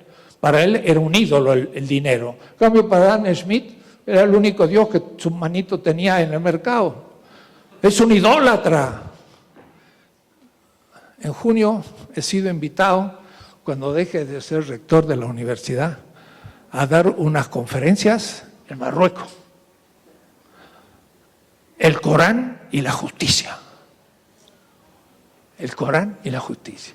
Y voy a hacer una exposición marxista, como Marx hizo con el Evangelio. Porque lo hizo en el Evangelio para los cristianos. Pero si hubiese estado en Marruecos, lo hubiese hecho para los mahometanos. Entonces, lo que Marx decía en la cuestión judía era, el crítico, Marx, tiene todo el derecho de poner al cristiano en contradicción con su Biblia cuando es capitalista. Eso no significa que él fuera cristiano. Él es un crítico. Usted es cristiano y es capitalista, está en contradicción. Ah, no, que yo convertí el Evangelio en algo coherente con el capitalismo. Ah, tuvo que invertirlo. Y lo puso de cabeza al cristianismo. La riqueza era una virtud. Pero para el fundador del cristianismo era la pobreza. Usted invirtió el cristianismo. ¿Qué hace Marx? Invierte la inversión del cristianismo. Pero porque está en un mundo cristiano. Si hubiese nacido en Marruecos, hubiera dicho, el crítico tiene todo el derecho de poner al musulmán en contradicción con el Corán, que no es coherente con el capitalismo. Eso voy a hacer yo. Pero no lo pudo hacer Marx, porque no lo invitaron a Marruecos. Pero a mí sí. ¿Se dan cuenta? Y entonces la religión puede ser invertida y hay que volverla a poner de cabeza, porque la gente es religiosa y no hay que negarla, hay que ponerla de cabeza. El fundador del cristianismo dijo, bienaventurados los pobres. Es correcto, ellos son los que hacen la historia. Pero los calvinistas dijeron, bienaventurados los ricos. ¡Ja! La invirtieron. Entonces, la vamos a invertir la inversión. Eso es lo que hace Marx. Pero los marxistas no se habían enterado, porque predicaban el ateísmo que Marx negó. En mi libro, La teología metafórica de Marx, hay 400 páginas sobre esto. Es una novedad mundial, lo están traduciendo ahora al inglés por fin. Y es latinoamericano. Mire cómo es la cosa. La economía fue invertida. Porque con Adam Smith, el ser humano fue colocado como mercancía. Y el cristianismo, que hablaba en favor de los pobres, fue invertido. Y se dijo, bienaventurados los ricos, en el calvinismo de Ginebra, de John Knox, en el presbiterianismo escocés, del cual es Adam Smith profesor en Manchester, que no es solo un equipo de fútbol, sino que el Manchester es el lugar donde Engels tenía su fábrica y es puro mundo calvinista, igual que Glasgow y Edimburgo, donde Adam Smith fue profesor en Glasgow y Edimburgo, presbiterano. Entonces, Marx hace una doble tarea. La economía puesta de cabeza, las patitas acá y la cabeza acá, la pone de pie. Y también pone de pie al cristianismo. Y entonces dice, si usted es cristiano, tiene que decir bienaventurados los pobres y criticar al capitalismo para surgir un nuevo sistema. Si usted es increyente no hay problema porque no se contradice. Atención, no está predicando el cristianismo. Dice, el crítico tiene todo el derecho de mostrar que el cristiano está en contradicción con su Biblia, que es sagrado para él, pero contradictorio con ejercer. Entonces los árabes son muy musulmanes, muy contraeuropeas, muy con los vicios de Europa al occidente, fundamentalistas. Y después ponen todos sus dólares en los bancos de Suiza, Estados Unidos, del petróleo. ¿Qué pasa? Para ellos la religión musulmana es sagrada. El capitalismo, no, eso no tiene nada que ver, es una cosa profana. Marx dice, no señor, el capitalismo es un fetiche y es un dios. Contra Max Weber, reencanta al mundo. Max Weber lo desencanta. Y contra la secularización dice, en el mundo ya no hay dioses. ¿Cómo que no? ¿Y el capital qué es? Es un dios. Resacraliza el mundo cotidiano. ¡Wow! Miren qué tonteras estoy diciendo. Pero no lo van a escuchar en ningún autor lo que estoy diciendo. Ni norteamericano, ni alemán, ni chino. Pero ya lo dirán cuando lo escuchen. Marx vuelve el fetichismo a la vida cotidiana y dice lo siguiente, ustedes se han transformado en ateos de un fetiche y lo ignoran y por eso creen que son seculares, pero son fetichistas. Y eso le llaman los musulmanes idolatría. Entonces yo lo que voy a demostrar a los musulmanes, que lo que ellos llaman idolatría es el fetichismo del capital. Y van a decir, hacha, Entonces nosotros estamos en contra de los vicios de Europa y de la modernidad y de todo eso, y nos tragamos el ídolo más grande. Cuando lo descubran, hacha, ya no va a ser la primavera árabe contradictoria, porque confusa. No han leído Marx. Hay que hablarles de Marx, pero tienen miedo porque es ateo. No, no es ateo, es antifetichista, que es muy distinto. Bien, estos son temas del futuro, siglo XXI. No es el ateísmo del siglo XIX y XX, esos son cuestiones mal planteadas. Entonces, la competencia se vuelve fetichismo y se vuelve monopolio. Y el monopolio entonces fija precios de monopolio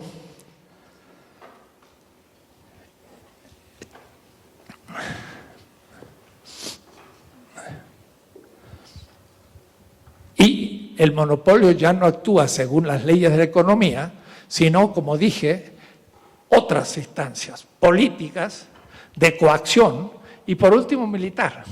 Entonces, en América Latina, piensen ustedes, fue conquistada, la conquista, fue el comienzo de la modernidad. La conquista fue la modernización de América. El modo no fue de competencia, fue de dominio del otro y extracción pura de la riqueza, monopólica. Se nos llevaron la plata y el oro, no dijeron, a ver, la vamos a comprar, ¿a cuánto me lo va a vender, señor azteca, o maya, o chipcha, o inca? No, se la llevaron. ¿Y se lo llevaron por qué?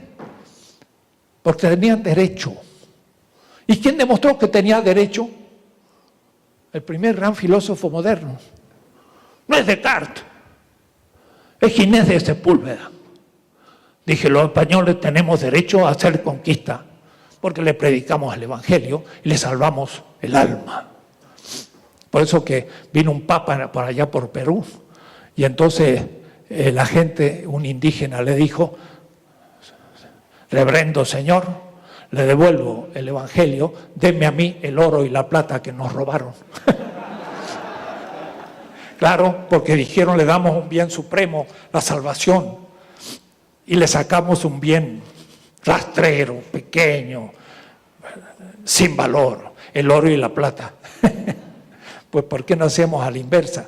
Pero entonces Marx dice, en ese caso, es el título el que establece que el otro no es un miembro de la competencia. Por ejemplo, cuando yo hago trabajar a un esclavo, no es que le robe el trabajo, sino que primero le pongo el título de esclavo. Y al ponerle el título de esclavo, le quito la subjetividad posesora de su trabajo y de todo lo que hace. Una vez que lo desposeo de su subjetividad, entonces ya todo lo que hace es mío y lo tengo por derecho. Pero para eso tengo que fundarlo y mostrar la posibilidad filosófica y hasta teológica de la esclavitud. Y eso lo hicieron la modernidad desde el siglo XVI. Entonces, cuando el profesor Karl Otto Appel, maestro de Habermas, me dice, bueno, pero el pensamiento europeo es crítico. Mire, por ejemplo, veíamos que los indios del Caribe eran caníbales. Digo, eran caníbales muy pocos, y además era un acto sagrado. No se cree usted que lo comían así nomás, sino que era un acto respetuoso y algunos hasta voluntario. Pero una cosa, ¿qué es peor? ¿Alguna excepcional comida ritual de un ser humano o la esclavitud que vendió como perros, o mejor dicho, caballos, a millones de negros, de africanos, a los que sobre mesas en Cartagena de India ponían a las africanas y los africanos desnudos, miraban los dientes como los caballos, veían si los órganos sexuales estaban adecuados y lo compraban por 3, 4, 5 monedas de oro y se lo llevaban. Y los reproducían, ni matrimonio había, y hasta los hijos también eran vendidos. ¿Qué es peor, el canibalismo o la esclavitud? Y Karl Otto Appel, filósofo europeo, me miró como diciendo, entiendo. La barbarie europea es mucho peor que los caníbales, porque una vez que yo decido que este ser humano es esclavo, entonces ya no hay robo, sino hay derecho. Y eso es el colonialismo. Se definió que nosotros éramos humanidad de segunda categoría y el monopolio se estableció sin competencia porque no éramos miembros de la competencia, porque no éramos sujetos. El título de colonial es el no ser. Filosofía de la liberación. Ya cumplió 40 años. El ser es, dice Parménides. El ser es. El no ser no es. ¿Quién es el ser? El griego. ¿Quién es el no ser? El bárbaro. Parménides. ¿Quién es el ser? El ciudadano libre de Atenas. Aristóteles. ¿Quién es el no ser? El esclavo. No es anthropos, no es humano. ¿Quién es el ser para Ginés? Europa. ¿Quién es el no ser? Que puede ser, pero si imita a Europa, el indígena. Es decir, las colonias. Es decir, todos nosotros, compañeros. Nosotros somos el no ser. Y cuando llegamos a Estados Unidos, somos un... Yo estuve en Harvard, profesor. Y cuando llené mi ficha, decía ethnicity, anglo, latino, no decía así, decía anglo, después decía afro, después decía indígena y después al final latino. Pero en el afro, entre paréntesis, no latino. Y en el indígena decía no latino. O es decir, que si usted era un afro, pero no de Puerto Rico, era más que el de Puerto Rico, que es un afro, pero latino. Si usted era un indígena de Texas, usted era el tercero. Pero si usted venía un indígena de Chiapas, usted era un latino. Entonces yo le digo a la señorita, ¿y yo usted dónde me pone a mí? Porque el primero era blanco. Y me dijo, póngase en latino. por mi tonada, Spanglish. Y entonces entendí que yo era cuarta categoría. O es decir, no ser. Por más profesor en Harvard que usted sea, es un latino. Es un ser de otro tipo. Entonces no entra en el mercado ni en la competencia, es dominado. Entonces el colonialismo es un monopolio económico, pero de base ideológica y después científica, porque apareció después el racismo con Kant, Hegel y con Darwin y con muchos otros, hasta Hitler, que fue ya la culminación, pero sigue siendo la situación real. Entonces Ramón Grossfogel aquí nos mostró que el racismo es un modo de calificar a alguien como no humano. Pero algunos se enojaron cuando habló ahí en la UNAM porque dijeron, no, pero la clase es más importante que la raza. Atención, en América Latina las clases dominadas están pintadas de color oscuro. Y lo que califica a alguien no es ni siquiera ser obrero o indígena, sino el colorcito de la piel. Y eso es lo que califica socialmente a la gente. Entonces el racismo es un modo de no ser, como lo es el machismo, la mujer, etcétera, etcétera. Entonces, a los que no son, se les pueden ahora fijar precios. Entonces, el precio lo puede fijar cuando hay un monopolio de compradores.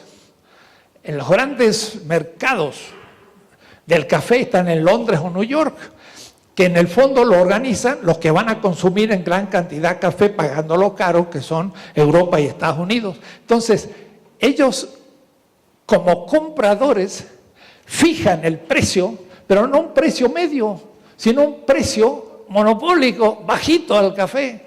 Y entonces lo ponen a menos de 8, lo ponen en un nivel que no se puede producir el café a ese precio. ¿Y por qué lo pueden imponer ese precio? Porque van a comprar el 90% del café. Tienen el monopolio de la compra del café. Pero cuando van a vender computadoras o medios electrónicos muy elevados, tienen el monopolio de la venta y pueden ponerle más precio que el otro. Entonces, en vez de 10, le ponen 12 a todo y tienen ganancia extraordinaria. Entonces, ¿qué va a pasar? Que en verdad la competencia, que es la esencia de la dependencia, ni se cumple. Porque en realidad el monopolio por coacción no económica, sino política y militar, se impone al fin como el precio de las compras y la venta en el mercado mundial y la perdemos de toda. O por la competencia, porque tenemos menos tecnología, o porque nos obligan, o corrompen nuestras élites, nuestros dirigentes, que dirigen, pero corruptos. 10 mexicanos tienen tanta riqueza como 60 millones. Eso es una demostración de un pueblo que ha sido corrompido. ¿Hasta cuándo? Vaya a saber, ojalá hasta el 15 o el 18, pero no va a ser que sea hasta toda la eternidad si nadie hace nada, y puede ser. Entonces, ese es el tema de que ni siquiera la competencia es la última palabra de la dependencia, sino la última palabra de dependencia va a ser el monopolio, porque casi todas las compras y ventas se hacen por monopolio. Casi la totalidad del intercambio es monopólico. Y entonces esto explicaría la pregunta. Marx quiso saber en su programa de investigación no qué era el capital, sino por qué los obreros que crean el valor son pobres. Yo también tomo eso, pero lo cualifico un tanto y digo, ¿por qué los países pobres, que son hoy los que contribuyen con la mayor fuerza de trabajo en el mundo, porque el 80% o 90% de los trabajadores están en la China, en la India, en África, en Asia, en América Latina. Europa y Estados Unidos son más bien, se dice, economías terciarias. Dice, ya el trabajo ya no es importante. Ah, claro, no ustedes, porque están ahí flotando sobre el trabajo de la humanidad. Entonces la pregunta es, ¿por qué los países que producen la riqueza son pobres? ¿Y por qué se les extrae a su vez la riqueza que tienen? Entonces uno explica lo que pasa en Venezuela, la reserva más grande de petróleo del mundo. Ahí le mandan todos los cañones, pero de los medios de comunicación, en manos de los monopolios de la comunicación, como en México. En México una cadena de televisión puede imponer un presidente. Lo crea como un producto, Coca-Cola, y lo impone. Entonces, claro, después tiene rédito porque ahora en la distribución vuelve a ganar. En la cuestión de los canales que se están hablando, fue claro, ¿cómo no va a ganar si ya hizo bastante? Ahora tiene que ganar algo. Todo eso es lógico, pero todo eso justamente Marx lo mostraba muy claramente. Por eso Marx vuelve. Y algunos dicen, pero está en el siglo XIX. Los principios que él marca, actualizados y desarrollados, son lo más actual que se puedan pensar. La causa de la pobreza de los países pobres es mi tema. Y es mi tema en ética, y en política, y en todo. En la estética, en la lógica, no se imaginan. La lógica también. Y la lógica de Hegel fue pensada una lógica del ser. La de Marx y la mía parte del no ser, del otro, del pobre, del explotado, que es el que en sus manos tiene el futuro. Así lo espero y así lo creo, si no, no podría hablar, porque si simplemente mostrar el mal por el mal mismo, pues ¿qué tarea haría? Los haría ustedes pesimistas, pero no, van a ver que las tesis van a ir hacia que podemos cambiar esto y tendremos que hacerlo, porque no puede seguir las cosas así. Así que ya se hicieron las 4 y terminamos con esta tesis.